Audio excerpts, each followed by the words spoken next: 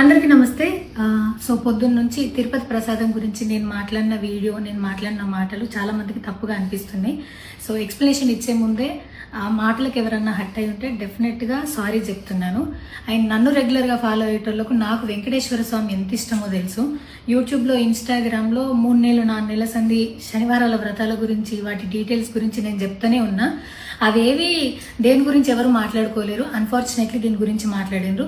ఏదైనా సరే తప్పు జరిగింది నా సైడ్ నుంచి.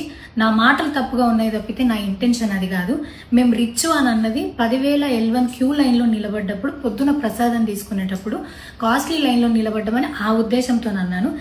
ఏం జరిగినా సరే ఇప్పుడు నేను ఏది ఇచ్చినా మీకు ఎక్స్ప్లెనేషన్ లాగానే అనిపిస్తుంది తప్పితే నేను తప్పు ఒప్పుకున్నట్టు మీకు అనిపించదు. అందుకోసం నేను దాని గురించి ఎక్స్ప్లెనేషన్ కూడా ఇస్తలేను. తప్పైతే నా సైడ్ నుంచి జరిగింది అండ్ నా తమ్ముడు సోను తరపున నుంచి కూడా జరిగింది. తను అవైలబుల్లో లేడు. తన తరపున, నా తరపున అందరికీ సారీ చెప్తున్నా. సో నా ఇంట్లో వెంకటేశ్వర స్వామి, నా చేతి మీద వెంకటేశ్వర స్వామి, అన్నిటికన్నా ముఖ్యంగా జీవితంలో నాకు అత్యంత విలువైంది నా బిడ్డ.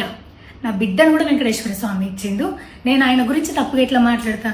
అస్సలు ఆయన గురించి తప్పుగా మాట్లాడా. ఆయన గురించే కాదు, నన్ను రెగ్యులర్గా ఫాలో అయ్యేటోళ్లకు నేను అన్ని మతాల దేవులను మొక్కుతా, అందరి దేవులను మొక్కుతా.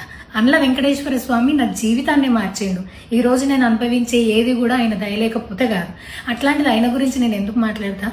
అయినా సరే తెలుసో తెలకో పొరపాటు మాటలైతే నా నోటి నుంచి, మా తమ్ముడు నోటి నుంచి వచ్చినాయి. దానికి డెఫినెట్గా సారీ అడుగుతున్నా.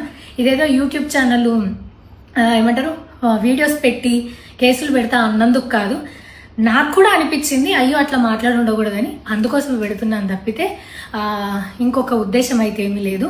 నేను మళ్ళొకసారి టీటీడీ మెంబర్స్కి అండ్ నా మాటల వల్ల హట్ అయిన ప్రతి ఒక్కరికి నేను నా తరపు నుంచి సారీ చెప్తున్నా.